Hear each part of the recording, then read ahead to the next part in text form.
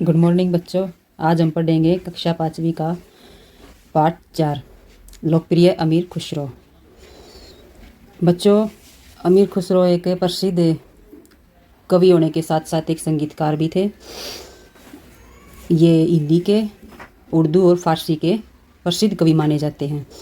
तो हम अब लेसन स्टार्ट करते हैं। अमीर खुसरो हिंदी, उर्दू, फारसी के प्रसिद्ध कवि थे।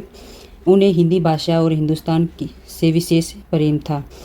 उन्होंने हिंदी में अनेक कविताएं और गीत लिखे तो उर्दू एवं फारसी में अनेक गज़लें। उन्होंने पहेली या दो सगुन का अर्थ होता है बच्चों, जिसमें दो या दो से अधिक प्रश्नों के उत्तर एक साथ ही लिखे होते हैं, आदि लिखे। उन्होंने इतिहास से संबंधित अनेक पुस्तकें भी लिखी। ऐसा माना जाता है कि उन्होंने अपने जीवन काल में कुछ लगभग 94 ग्रंथ लिखे। अमीर खुसरो का असली का नाम था ख्वाजा अबुल हसन। उनके पिता का नाम अमीर शेफुद्दीन मोहम्मद था। अमीर खुसरो का जन्म 1256 ईस्वी में हुआ था। वे दिल्ली के रहने वाले थे। अमीर खुसरो कविताएं और गीत साधारण जनता के लिए लिखा करते थे, इसलिए साधारण लोगों में उनकी बहुत ही प्रसिद्धि फैल गई थी। साधारण जनता के साथ साथ वे बादशाहों की प्रशंसा में भी, राजे महाराजाओं की प्रशंसा में भी शायरी लिखते थे। युद्ध में भाग लेकर वो बहादुरी के साथ जौहर दिखाते थे। मात्र 27 साल की उम्र में वे बहुत ही लोकप्रिय हो गए थे। वे जहाँ भी जाते लोग उनको कविता सुनाने के लिए कहते थे। एक बार अमीर खुसरो किसी नानबाई की दुकान में पहुंचे और वो नानबाई होता बेटा जो हलवाई टाइप के होते हैं, उनको बोलते हैं। उन्होंने कहा, नानबाई रोटियां क्या भाव दी?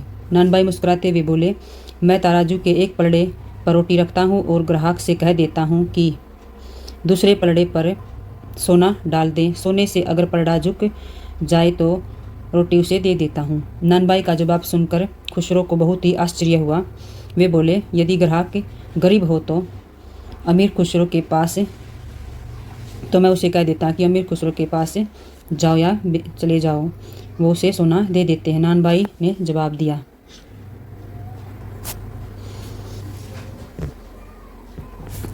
नेक्स्ट पेज पे, इस घटना से अमीर खुसरो समझ गए कि लोगों में उनकी बहुत ही लोकप्रियता है, तभी तो वे कहीं भी पहचाने जाते हैं। उनकी लोकप्रियता का एक अन्य उदाहरण है। एक दिन अमीर खुसरो कहीं जा रहे थे। रास्ते में उन्हें प्यास लगी और वे कुएं के पास रुक गए। वहाँ 4 पनिहारियाँ पानी भर रही थी। अमीर खुसरो ने उनसे पानी मांगा। चारों ने उन्हें गौर से देखा और उनकी पोशाक फ़कीरों जैसी थी, इसलिए पहली पनिहारी को लगा कोई फ़कीर होगा। दूसरी ने सोचा कोई मुसाफिर होगा, लेकिन तीसरी ने उन्हें पहचान लिया। तभी चौथी पनिहारी बोली, आप खुसरो साहब हैं न?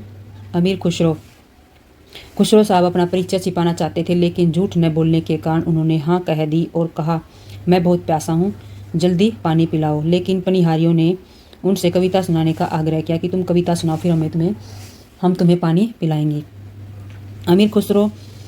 अमीर साहब ने उन्हें टालना चाहा, परंतु चारों पनिहारियाँ जिद करने लगी तो वे बोले, किस विषय पर कविता सुनाऊं? पहली बोली खीर पर, दूसरी बोली चरखे पर, और तीसरी बोली कुत्ते पर, और चौथी बोली ढोल पर।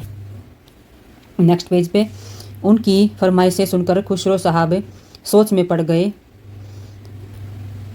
पर वे भी हार मानने वालों में से नहीं थे। उन्होंने एक ऐसा छंद बोल दिया जो बहुत अटपटा था। वे बोले, खीर पकाई जतन से, चरखा दिया चलाए, आया कुत्ता खा गया तो बैठी ढोल बजाए। जो चारों फरमाइशें थी पनिहारियों की, उसमें एक ही छंद में, उसने एक ही दोहे में सारी जो फरमाइशें थी वो बोल दी। ला पानी पिला, ये कहने के बाद, ये छंद सुनाने के बाद उन्होंने पनिहारी से कहा कि मुझे अब पानी पिला दो।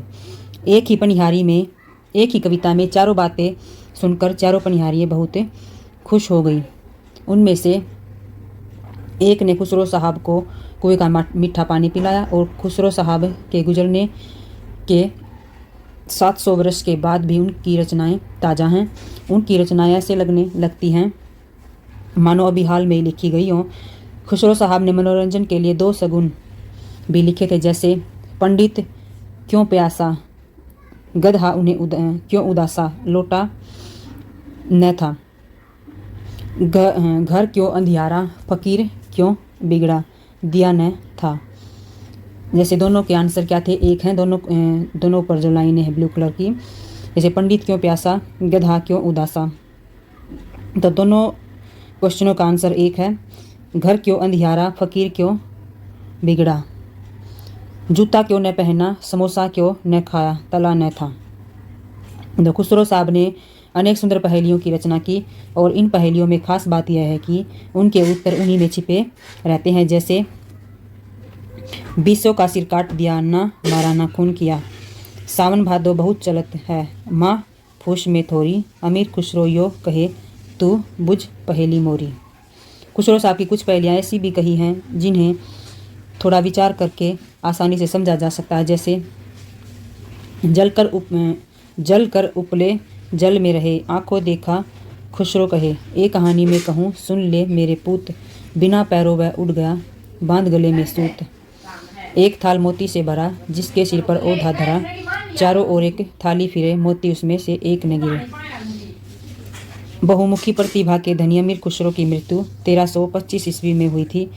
दिल्ली में हसरत निजामुद्दीन की दरगाह के पास उनकी कब्र बनी हुई है। लोग आज भी उनका नाम बहुत सम्मान से लेते हैं और लेते रहेंगे। बच्चों कुछ पहेलियाँ दी गई हैं ऊपर, इनके आंसर तो आपको पता भी होंगे। तो नेक्स्ट पेज पे इनके इस लेसन के शब्दार्थ हैं, ये आपको फेयर नोटबुक में लिखने हैं।